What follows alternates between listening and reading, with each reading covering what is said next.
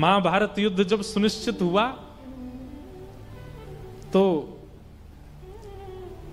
भगवान ने तो कह दिया था कि मैं शस्त्र अस्त्र नहीं उठाऊंगा, और जब भगवान ने यह कहा कि मैं अस्त्र शस्त्र नहीं उठाऊंगा तो दुर्योधन बोला एक काम करिए, फिर आप कौरव पक्ष में, महाराज जी वैसे हम तो बहुत बलवान हैं, आप एक काम करो, आप पांडवों के पक्ष में चले जाओ। बड़ा चतुर है दुर्योधन। ठाकुर जी उसे बोला, जैसे भगवान ने निर्णय लिया ना कि मैं शस्त्र नहीं उठाऊंगा, तो सब जब चले गए तो दुर्योधन एकांत में भगवान से बोला, देखो ठाकुर जी कुछ भी हो, पांडव हैं तो मेरे भैया, मुझे इनकी बड़ी चिंता रहती है। क्यों? हमारे पास तो सेना का बल भी बहुत है, अस्त्र शस्त्रों का बल भी बहुत है, योद्धाओं का बल भी बहुत है, लेकिन इनके पास ना तो अस्त्र शस्त्र है, ना सेना है, कुछ भी नहीं है। इसलिए मेरी तो ऐसी मान्यता है कि आप इनके पक्ष में ही रहो, कम से कम आप इनके संग रहेंगे तो मुझे ये सांत्वना रहेगी, चलो कोई तो एक बड़ा है इनके पास। भगवान बोले, सब समझ रहा हूं मैं तेरी बात। और दुर्योधन भगवान की सेना लेकर के आ गया। भीष्म पितामह बैठे थे। भीष्म पितामह ने जैसे दुर्योधन को देखा तो दुर्योधन से बोले, ए दुर्योधन, तुम द्वारिका गए थे भगवान को लाने के लिए, क्यों नहीं लाए? बोले, अरे क्या लाता? वो बोले कि मैं अस्त्र शस्त्र नहीं उठाऊंगा, और जो अस्त्र शस्त्र ही नहीं उठाएगा उसको लाने से क्या फायदा, मैं तो उनकी सेना लेके आ गया। मैंने कि और हंस के बोला, मैंने तो उनको जाके बोल दिया कि तुम पांडवों की तरफ ही चले जाओ, उनका क्या काम था यहां पे।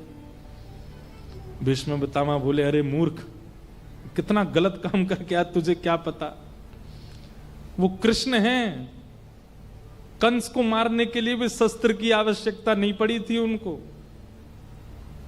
मैं अपनी भाषा में कहूं तो क्वांटिटी और क्वालिटी, व्यापारी जितने बैठे हैं ध्यान से सुनना, क्वांटिटी और क्वालिटी। हमारा रुझान ज्यादातर किस तरफ होता है? क्वांटिटी की तरफ, संख्या अधिक होनी चाहिए सामग्री की, क्वालिटी पर ध्यान नहीं देते। भीष्म पितामह बोले, तू क्वांटिटी तो ले आया, क्वालिटी तो वहीं दे आया, छोड़े आया श्री कृष्ण को। लेकिन भीष्म पितामह ने भी उस दिन प्रतिज्ञा ली, वासुदेव कर चक्र न धरहि तो तुमको मुख न दिखाऊं, लाजत है मेरी गंगा जननी में शंतनु सुत न कहाऊं। यदि महाभारत युद्ध के बीच में वासुदेव श्री कृष्ण ने शस्त्र नहीं उठाया तो मैं गंगा का बेटा नहीं, मैं शांतनु का पुत्र नहीं। प्रतिज्ञा लेता हूं कि ऐसा युद्ध करूंगा कि कृष्ण को शस्त्र उठाना पड़ेगा। जब ये युद्ध में निर्णय ले लिया भीष्म पितामह ने, और युद्ध 10 दिन का हो गया, बहुत ध्यान से सुनना, बड़ी मधुर कथा। और 10 दिन के युद्ध में जब आंकड़े देखे गए तो पांडवों की सेना का तो कुछ ही सैन्य बल खत्म हुआ, लेकिन कौरवों की सेना तो आधी हो गई 10 दिन में। और तब दुर्योधन अपनी भौहें चढ़ा करके भीष्म पितामह के पास जाता है और कहता है, आप जैसे बड़े बुजुर्ग हमारे ऊपर बैठे हैं, फिर भी हम हार रहे हैं, कहीं ऐसा तो नहीं खाते हमारा अन्न है, भला चाहते हैं पांडवों का। भीष्म पितामह का ताम्रवर्ण हो गया। बोले, कैसे बोल रहा है तू? अरे तेरा अन्न खाने के लिए आया हूं क्या? यहां पर पांडव नहीं खिलाएंगे मुझे? दुर्योधन बोला, तो फिर क्यों हार रहे हैं हम लोग? क्यों हमारी सेना खत्म हो रही है? क्या हमारे पास शस्त्र नहीं है, अस्त्र नहीं है, आप जैसे योद्धा नहीं है, फिर भी हार रहे हैं हम? भीष्म पितामह ने कहा, तुझे मृत्यु का बहुत भय है, जीतने की बहुत भूख लगी है तुझे। एक काम कर, तू भी पीछे रहना, सब लोग पीछे रहना। कल महाभारत युद्ध में सबसे आगे मेरा रथ खड़ा होगा और पूरी सेना का नेतृत्व कल मैं करूंगा। देखता हूं कैसे जीतते हैं ये पांडव। और सुन, एक बात और सुन। बोले, क्या? आज अर्धरात्रि में मैं जब संध्या कर रहा हूंगा तब अपनी पत्नी भानुमति को भेजना मेरे पास, और उससे कहना चुपचाप आए, किसी को लेके ना आए, अकेली अर्धरात्रि में आए, और जैसी मैं संध्या करके निवृत्त हूं, मेरे नेत्र खुलने से पहले वो सामने हो, और मैं उठते ही अपनी संपूर्ण जीवन की संध्या का बल उसको अखंड सौभाग्यवती का आशीर्वाद दे दूंगा, नहीं मरेगा तू, बाण भी लगेंगे तो भी नहीं मरेगा, सुदर्शन चक्र भी अगर तेरा सर धड़ से अलग करना होगा, भीष्म पितामह के आशीष में इतना बल है, नहीं मरेगा तू। तेरी पत्नी को अखंड सौभाग्यवती का आशीर्वाद दे दूंगा मैं, जा।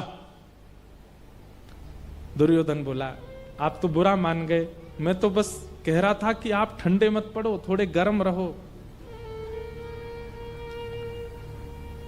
चर्चा जो चल रही थी दुर्योधन और भीष्म पितामह के बीच में, पर कान खड़े हो गए भगवान कृष्ण के।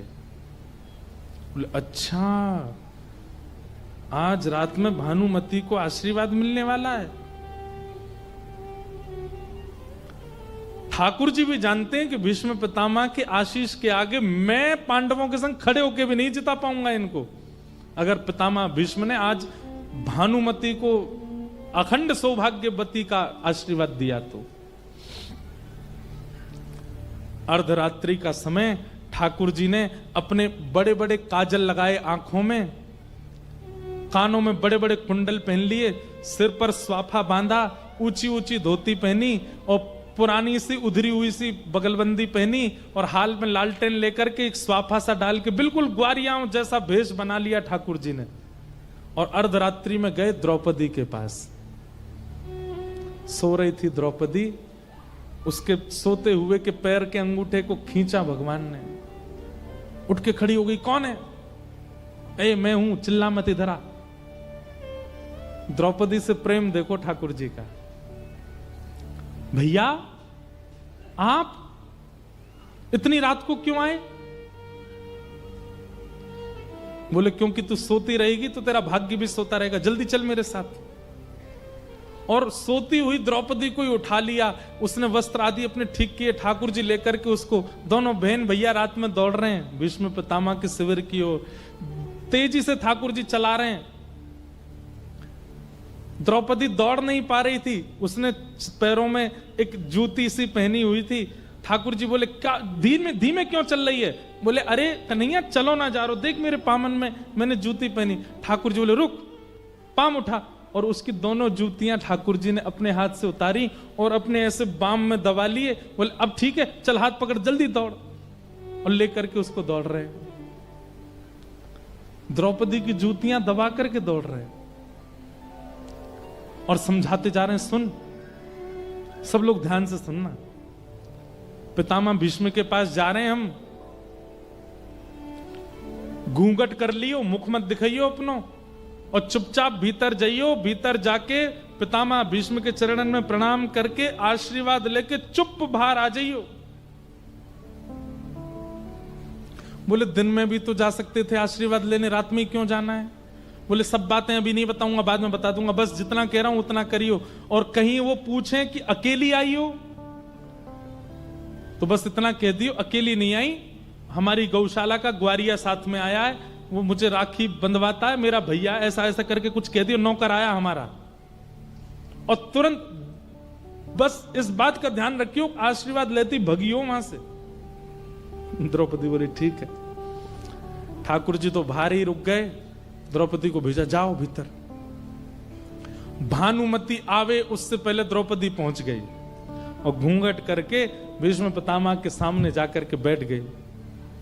भीष्म पितामह संध्या वंदन कर रहे थे और संध्या पूर्ण करके एक संत कह रहे थे कि भानुमति भी आ गई थी। भानुमति घुसने वाली थी, ठाकुर जी दौड़े दौड़े वहां के पास गए। बोले, अरे आप यहां क्या कर रही हो? बोले, मैं ठाकुर जी ने रूप बदल रखा था, पहचान में आ नहीं रहे थे। बोले, मैं तो आपको ही ढूंढ रहा हूं इतनी देर से। बोले, क्या हुआ? बोले, दुर्योधन को हृदय में पीड़ा हो रही है, बहुत जोर से आपका नाम बोल रहा है, जल्दी जाओ उसके पास। भानुमति बोली, अब भाई जिसके सौभाग्य का आशीर्वाद लेने आए उसी को ही अटैक पड़ रहा है तो चलो। दौड़ करके भानुमति गई दुर्योधन के पास, और वहां दुर्योधन चुपचाप बैठा था, शांत। भानुमति जैसे ही पहुंची, पतिदेव स्वामी क्या हुआ? बोले, क्या हुआ? तो लिया ही आशीर्वाद, भीष्म पितामह मिल लिए? वो नहीं, मुझे तो एक ग्वारिया मिला, वो बोला कि तुम्हारे हृदय में दर्द हो रहा है, मैं तो दौड़ी। अरे तूने क्या किया? जल्दी जा दौड़ के। इतने में तो खेल कर दिया ठाकुर जी ने। अंदर द्रौपदी गई हुई थी। भीष्म पितामह के नेत्र खुले, अपनी माला को नेत्रों से लगा करके और तुरंत अपने हाथ में जल लिया। आ गई भानुमति? द्रौपदी बोली बोलना कुछ नहीं है, सिर हिलाई। भीष्म पितामह गए और अपने हाथ में जल लेकर के अपने संपूर्ण जीवन में मैंने अखंड ब्रह्मचर्य का पालन किया, मैंने ये नित्य कर्म किए, मैंने ये पूजा की, मैंने गायत्री की उपासना की। हे विधाता, संपूर्ण बल अखंड सौभाग्यवती का मैं आशीर्वाद देता हूं। और जल छोड़ करके और दोनों हाथों से अखंड सौभाग्यवती भव, द्रौपदी को आशीष दे दिया। तेरा सुहाग अखंड हो जाए, कोई नहीं मार सकता उसको। जैसे ही द्रौपदी ने सोचा अखंड सौभाग्यवती भव, और आज युद्ध में यही बाण लेके भाग रहे थे अर्जुन के पीछे, तो द्रौपदी ने सोचा ये आशीर्वाद देके कल कहीं मुकर ना जाएं, इनको जिम्मेवारी इनकी याद दिला दूं। तुरंत द्रौपदी ने अपना घूंघट ऊपर किया और बोली, याद रहे 5 में से एक का भी बाल बांका नहीं होना चाहिए। और पितामह, अब संपूर्ण महाभारत युद्ध में आपकी जिम्मेवारी है। युद्ध के अंतिम दिन मेरे सुहागों को आप लेके आओगे मेरे पास, आपने आशीष दिया। भीष्म पितामह घबरा गए। द्रौपदी, मैंने तो भानुमति को बुलाया था, तू कहां से आ गई यहां पे? द्रौपदी ने तुरंत घूंघट किया, दौड़ने लगी। रुक जा, वहीं पर खड़ी हो।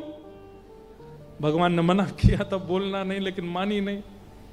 अब तो रुक गई द्रौपदी। भीष्म पितामह गए, इतनी रात को तू क्यों आई यहां पर? तुझे कैसे पता कि मैं आशीष देने वाला हूं? द्रौपदी थोड़ी सी सहम गई और बोली, मैं आपकी पुत्रवधू नहीं हूं, मुझे आपके आशीर्वाद का अधिकार नहीं। भीष्म पिता बोले, नहीं नहीं, मैं ऐसा नहीं कह रहा हूं, तू भी आशीर्वाद की अधिकारिणी है, लेकिन अब क्या करें, अब देना भानुमति को था पर द्रौपदी को मिल गया। यहां तो पूरा पासा ही पलट गया, पूरा पक्ष पांडवों के पक्ष में चला गया। ये तो पूरा युद्ध पांडव जीत गए। अब भीष्म पितामह थोड़े भावुक हो गए, बोले अब मैं कुछ नहीं कर सकता, अब तो विजय पांडवों की निश्चित है। कोई बात नहीं बेटा, तू सौभाग्यवती रहे, तू सदा प्रसन्न रहे, तू सदा आनंद में रहे, और अब तेरे पांडव विजयी होंगे। द्रौपदी बोले, ठीक है मैं जाती हूं। थोड़ी देर में भीष्म पितामह का थोड़ा बोले, पांडवों की जीत होना, अर्धरात्रि में भानुमति का द्रौपदी में परिवर्तित हो जाना, ये कोई संयोग से कम तो नहीं है। ए द्रौपदी, रुक रुक रुक रुक, अकेली आई है तू? द्रौपदी बोली, हाँ अकेली आई हूं। नहीं अकेली तो नहीं हूं, पर साथ में कोई ऐसा नहीं है, वैसे तो है पर है नहीं। क्या बोल रही है, स्पष्ट बता, कौन आया साथ में? गोपाल भैया। कौन गोपाल भैया? बोले, ग्वारिया है, हमारे यहां दूध काटता है, मुझसे राखी बंधवाई उसने। भीष्म पितामह बोले, जरा चलियो, मैं भी तो देखूं तेरा गोपाल भैया कैसा।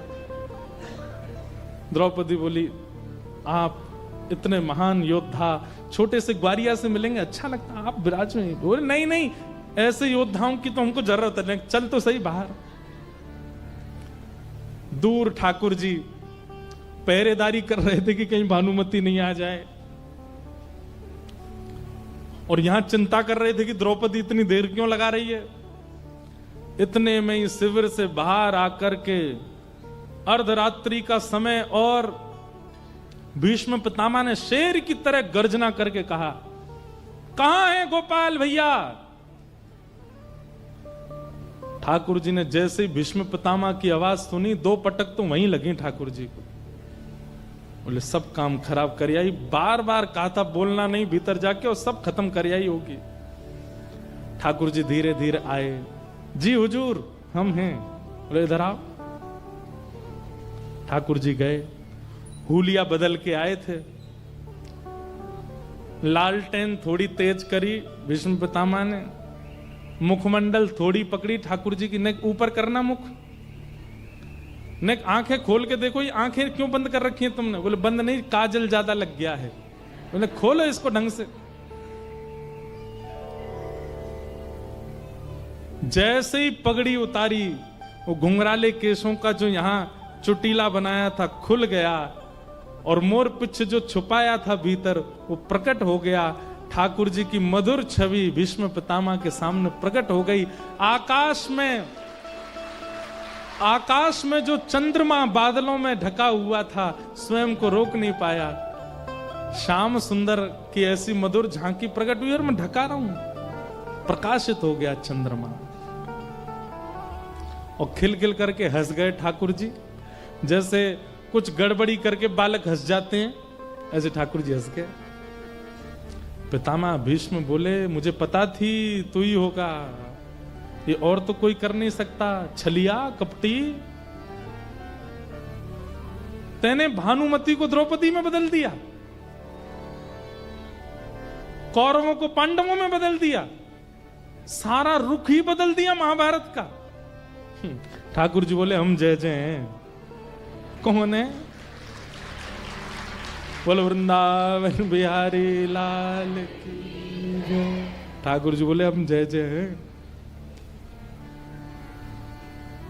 लेकिन भीष्म पितामह ने अपनी आंखों का रंग बदला और द्रौपदी का हाथ पकड़ के बोले, सुन द्रौपदी, आशीर्वाद तो मैंने दिया है अखंड सौभाग्यवती भव का, पर मैं जिम्मेवारी इसको देता हूं, ये पांचों की रक्षा करे। अंतिम दिन मुझसे मत मांगना अपने 5 पतियों को, इससे मांगना, इसको सौगंध है इन पांचों के। देखो भीष्म पितामह की बुद्धि, बोले पांचों को जीवित रखने का आशीर्वाद मैंने दिया और जिम्मेवारी मैं देता हूं इसको, मेरी जिम्मेवारी नहीं है। मैं तो युद्ध करूंगा और कल से ये बचा के दिखाए उनको, इसकी जिम्मेवारी है। एक आशीर्वाद तुझे दिया, एक आशीर्वाद इसको दिया, अब जाओ, मेरे पास मत आना, अंतिम दिन इसके पास जाना। भगवान बोले, शांति बैठी रहती, क्या कर दिया तेने? ये भीष्म पितामह ने आशीर्वाद नहीं दिया है, ये मेरी प्रतिज्ञा तोड़वाना चाहते हैं कि मैं शस्त्र उठाऊं, और इसीलिए इन्होंने मुझको जिम्मेवारी दे दी है। अब मुझे अपनी प्रतिज्ञा तोड़नी पड़ेगी। वही हुआ। अगले दिन जैसे युद्ध प्रारंभ हुआ, पितामह भीष्म ब्रह्म मुहूर्त में ही अपना रथ लेकर के रणभूमि में खड़े हो गए, प्रतीक्षा कर रहे हैं सूर्य उदय की। और आज जैसे सूर्य उदय हुआ, भीष्म पितामह ने एक ऐसा चक्रव्यूह बनाया था कि आज अर्जुन को कोई नहीं बचा सकता, और युद्ध प्रारंभ होते ही क्षण भर में उस चक्रव्यूह के अंदर अर्जुन आ गया, और पितामह भीष्म का बाण अर्जुन के ऊपर, कोई नहीं बचा पाएगा। भगवान ने चारों ओर दृष्टि घुमा करके देखा, आज तक तो बचा लिया था अर्जुन को, पर अब संभावना नहीं है। और पितामह भीष्म के पास एक ऐसी मंत्र विद्या थी, उस मंत्र विद्या से यदि उन्होंने बाण छोड़ दिया, जिसको मारने के लिए छोड़ा, वो गुफा में प्रवेश कर जाए, वो समुद्र में प्रवेश कर जाए, वो इंद्र के पास चला जाए, धनुष वहीं जाकर के उसको मारेगा। और उसी मंत्र का संधान करते हुए भीष्म पितामह ने अर्जुन को केंद्र में लिया, बोले भाग, जहां तक तेरी क्षमता हो भाग। उस समय भगवान कृष्ण के पहली बार पसीने आ गए मुखमंडल पर। एक तरफ मेरी प्रतिज्ञा और दूसरी तरफ अर्जुन, तीसरी तरफ द्रौपदी को वचन। क्या करूं? अर्जुन है मेरो प्राण, मैं हूं अर्जुन को प्राण, अर्जुन के जीवन को जीवन हमारो है। तब भगवान ने नेत्र बंद करके अपनी प्रतिज्ञा को तोड़ा, दूर पड़े हुए रथ के टूटे हुए चक्के को कूद करके ठाकुर जी ने दोनों हाथों में उठा लिया, और जिस प्रकार शेर झपटता है हाथी के ऊपर, दौड़े भगवान श्री कृष्ण रथांग पाणे बनकर के भीष्म पितामह को मारने के लिए।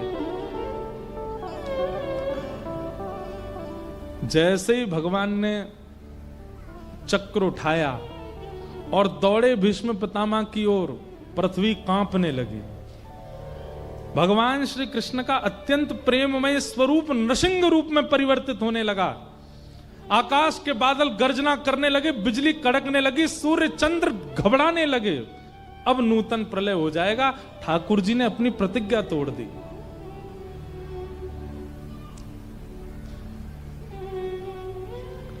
स्वनिगमम अपहाय मत प्रतिज्ञा मृतम अधिकर्तुम अवप्लुतो रथस्तः द्रथ रथ चरणो भयाशलद्गु हरिरिव हंतुमिभम गतोत्तरीय। भगवान ने अपने उत्तरीय को जो पटका पहनते हैं उसको नीचे गेड़ दिया और भगवान के पटके ने पृथ्वी को शांत किया। लेकिन भीष्म पितामह ने जैसे ही रथ का चक्का हाथ में देखा तुरंत अपने धनुष बाण नीचे रख दिए और जोर से हंसते हुए ताली बजाते हुए कहने लगे, वाह वाह वाह वाह वाह, अरे भैया देखो युद्ध समाप्त करो, यहीं पर रोको युद्ध को, देखो देखो देखो तमाशा देखो। सब खड़े हो गए। क्या हुआ पितामह? बोले किसी ने प्रतिज्ञा ली थी कि मैं शस्त्र नहीं उठाऊंगा। देखो ठाकुर जी खड़े थे रथ का चक्का हाथ में लेकर के और सारे कौरव हंस रहे थे भगवान के ऊपर। भीष्म पितामह बोले, आप कहो मैं शस्त्र बिन भूमि हरऊं सब भार। तू हमको क्षत्रिय ना गिने, बोले ही वचन विचार।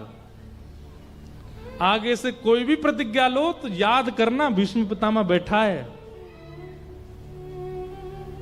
अब उत्तर है कोई आपके पास? उठा लिया आपने रथ का चक्का? हमारे रसिक जन कहते हैं, डार चक्र हरि हस पड़ो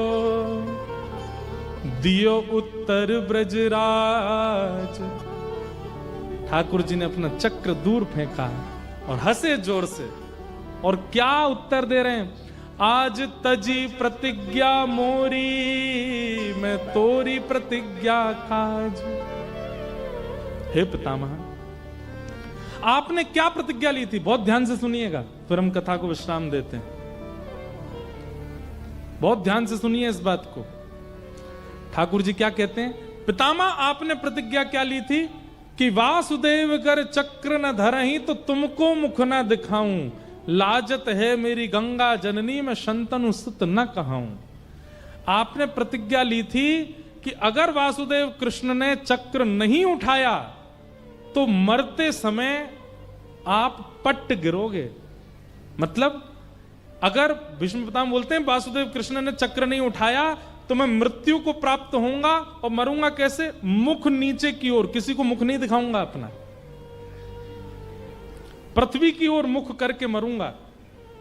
भगवान बोले यदि पृथ्वी की ओर मुख करके मरोगे तो अंतिम समय में मेरा दर्शन करते हुए प्राण कैसे त्यागोगे? और अंतिम काल में यदि मेरा दर्शन तुमको नहीं हुआ प्राण त्यागते समय तो तुम्हारी सदगति कैसे होगी भीष्म पितामह?